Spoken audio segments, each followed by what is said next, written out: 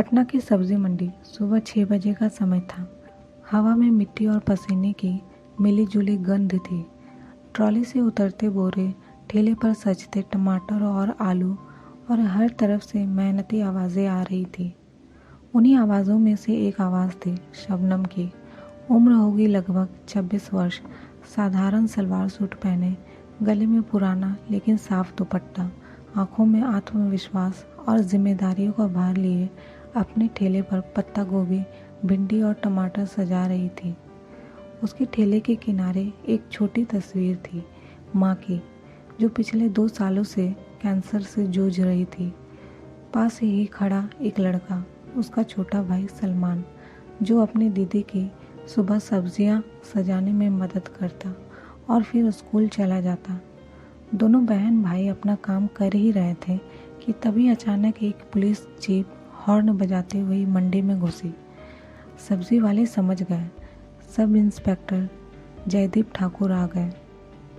जयदीप 35 साल का ऊंचा कद का था। माथे पर रौब और चाल में घमंड उसकी पहचान बन चुकी थी। शबनम के ठेले के पास अपनी गाड़ी रोकता है और बोलता है, हटाओ ठेला, ये वीआईपी रोड के सामने क्यों लगाया है?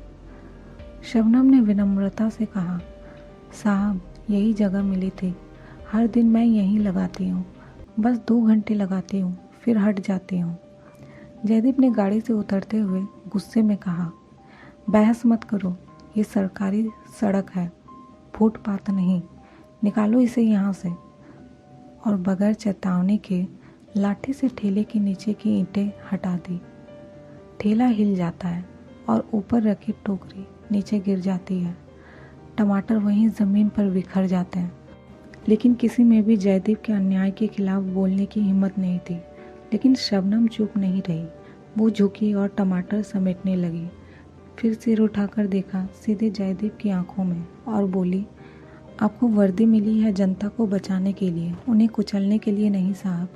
मैं चोर नहीं, मेहनत कश हूँ। भीड़ चौंक जाती है। सब्जी वाली ने पुलिस वाली को टोक दिया और फिर वो होता है जिसे देख पूरा मंडी सन्न रह जाता है। जयदीप आग बबूला हो जाता है। वो गुस्से में शबनम को थप्पड़ जड़ देता है। जुबान चलाएगी। थप्पड़ की आवाज़ सुनकर पूरा बाजार सन्न हो जाता है। सलमान दौड़ता हुआ आता है। दीदी। शबनम ने भाई को रोका और खुद को संभालते हुए कहा, डर मत, मैं ठीक हूँ, मैं डरने वालों में से नहीं हूँ। थप्पड़ की गूंज मंडी की भीड़ से निकलकर सोशल मीडिया तक पहुँच जाती है। वहाँ खड़े एक कॉलेज छात्र ने वीडियो बना लिया था। सब्जी वाली को पुलिस वाले ने मारा, बस ठेला लगाने के लिए। वीडियो वायरल हो जाता है। रात तक जस्टिस फॉर शबनम ट्रेंड करने लगा। टीवी चैनल्स में बहस शुरू हो गई। क्या पुलिस तानाशाही पर उतर आई है? अगली सुबह शबनम अपने भाई के साथ पुलिस थाने जाती है एफआईआर दर्ज करवाने। शबनम ने कागज़ आगे बढ़ाया और बोली, मुझे एफआईआर दर्ज करानी है। थानेदार घूरते हुए पूछता है, किसके खिलाफ? सब इंस्पेक्टर जयदीप ठाकुर के खिलाफ। थानेदार हंसने लगता है, हमारे अफसर पर केस? ये सब झंझट तुम्हारे बस की नहीं है बहन, घर जाओ। शबनम की आंखें भीग जाती है, लेकिन जुबान सख्त हो जाती है। मैं हार मानने नहीं आई हूँ, इंसाफ लेने आई हूँ यहाँ। तभी बाहर कुछ शोर होता है। 5-6 महिलाएं नारे लगाते हुए अंदर आती है। महिला पर हाथ उठाने वाला हर अफसर जवाबदेह होगा। सब्जी वाली की आवाज़ दबेगी नहीं। शबनम चौंकती है और देखती है सामने खड़ी है नारी शक्ति संगठन की नेता रीता दीदी, साथ में कुछ छात्राएं भी हैं। रीता दीदी कहती है, शबनम अकेली नहीं है, अब ये हर महिला की लड़ाई है। एफआईआर तो दर्ज होगी। थानेदार थोड़ा झिझकता है, लेकिन महिला संगठन के दबाव के आगे कुछ नहीं कर पाता। शबनम के चेहरे पर पहली बार हौसले की हल्की मुस्कान आती है। शहर के कुछ छात्र नेता, पत्रकार और महिला संगठन शबनम के घर पहुंचने लगे।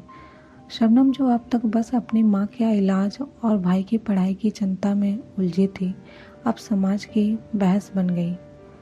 लेकिन सबसे ज़्यादा झटका जयदीप ठाकुर को लगा।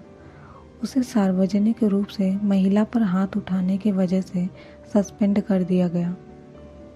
3 दिन बाद पटना सिविल कोर्ट में केस की सुनवाई होती है। शबनम के साथ फिर वो होता है जिसकी उसने कभी कल्पना भी नहीं की थी। वो आज पहली बार कोर्ट की सीढ़ियाँ चढ़ती है। उसके साथ उसके मोहल्ले की कुछ महिलाएं थीं और 2 युवा लड़कियां थीं जो सोशल मीडिया पर उसके लिए मुहिम चला रही थी, और महिला संगठन की कुछ महिलाएं भी थीं। कोर्ट में शबनम कटघरे में खड़ी थी।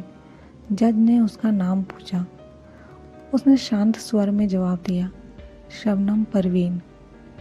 फिर उसने पूरा मामला बताया, कैसे ठेला हटाने के नाम पर टमाटर फेंके गए और सबके सामने थप्पड़ मारा गया। जज ने पूछा, कोई गवाह है? तभी भीड़ में से एक लड़का सामने आया। उसने मोबाइल उठाकर कहा, सर मैंने वीडियो बनाया है, सब रिकॉर्ड है मेरे पास। वीडियो कोर्ट में पेश हुआ। कैमरे में वो पल साफ था, घमंड में डूबी वर्दी और चोट खाती एक मजबूत औरत। जज ने केस को आगे बढ़ाने का आदेश दिया। दूसरी ओर जयदीप ठाकुर सस्पेंशन के बाद तिलमिलाया हुआ था। वो स्थानीय विधायक विजय शंकर से मिलता है, जो जयदीप का खास था। उसने जयदीप को ताना मारते हुए कहा, एक सब्जी वाली की वजह से तू सस्पेंड हो गया, इज्जत मिट्टी में मिला दी। जयदीप गुस्से में बोलता है, सर बस एक बार वापस ड्यूटी दिला दो, ऐसा फंसाऊंगा कि लोग उस औरत को पागल समझेंगे। विजय शंकर मुस्कुराता है, तेरे केस में गवाह कमज़ोर करने होंगे और लड़की को मानसिक रोगी बताना होगा। झूठे केस लगवा दो, जैसा तू कहे। 1 सप्ताह बाद डीएम कार्यालय पटना में आईएएस शालिनी सिंह तेज तर्रार 35 साल की अफसर का ट्रांसफ़र होता है। शबनम के केस की खबर मिलते ही उन्होंने उसे अपने ऑफिस बुलवाया। शबनम कांपते हुए पहुंचती है। शालिनी उसे हौसला बंधाते हुए कहती है, मैं जानती हूँ कि तुम डर रही हो, लेकिन जिस दिन तुम डरना छोड़ दोगी उस दिन वर्दी भी झुकती है। क्या तुम इस लड़ाई के लिए तैयार हो?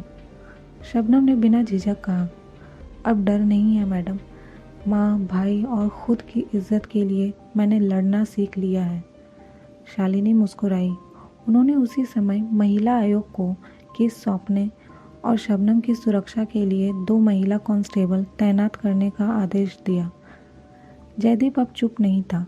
उसने मीडिया में खबर फैलाई, शबनम पर पहले से ही 4 केस हैं, चोरी, झगड़ा और इलाके की बदनाम महिला। टीवी चैनल्स पर बहस चलने लगी, सच्चाई क्या है, शबनम पीड़िता है या नाटकबाज? लोग भ्रम में थे, लेकिन कुछ लोग अब भी उसके साथ थे, और उन्हीं में से एक था अर्जुन तिवारी, आरटीआई कार्यकर्ता। उसने पुलिस विभाग में आरटीआई दायर की। शबनम पर कोई भी केस दर्ज नहीं है। साथ ही जयदीप की पिछली बदसलूकियों की फाइलें भी बाहर आई। अब वक्त बदल रहा था। इधर शबनम की माँ का चेहरा पीला पड़ चुका था। डॉक्टर ने कहा कीमोथेरेपी ज़रूरी है, लेकिन खर्चा 1-2 लाख आएगा। शबनम रोई नहीं, बस कमरे के कोने में बैठी चुप रही। तभी उसका भाई सलमान बोला, दीदी अगर तुम हार जाओगी तो माँ भी हिम्मत हार जाएगी। शबनम उठी, आंखों में आंसू थे लेकिन आवाज़ में आग। अब मैं ना डरूंगी ना झुकूंगी, माँ के लिए, तुम्हारे लिए और उन सब लड़कियों के लिए जो गलत के सामने चुप रहती है। मैं लड़ूंगी। पटना कोर्ट में अब अंतिम बहस का दिन था। दोनों ओर वकील तैयार थे। जयदीप की ओर से एक महंगा चालाक वकील और शबनम की ओर से एक युवा वकील, नेहा द्विवेदी, जिसने खुद फ्री में केस लिया था, क्योंकि ये सिर्फ एक केस नहीं, एक मिसाल थी। कोर्ट के अंदर जयदीप के वकील ने कहा, माय लॉर्ड, शबनम एक सामान्य महिला नहीं, एक उग्र स्वभाव वाली औरत है। उसने ही इंस्पेक्टर साहब को पहले गाली दी थी। थप्पड़ तो बस सेल्फ डिफेंस था। शबनम चुपचाप सुनती रही। तभी नेहा उठी। उसने वीडियो चलाया जहां जयदीप टोकरी गिरा रहा था और कैमरे में साफ दिख रहा था शबनम की विनम्रता। फिर उसने आरटीआई के दस्तावेज दिखाए।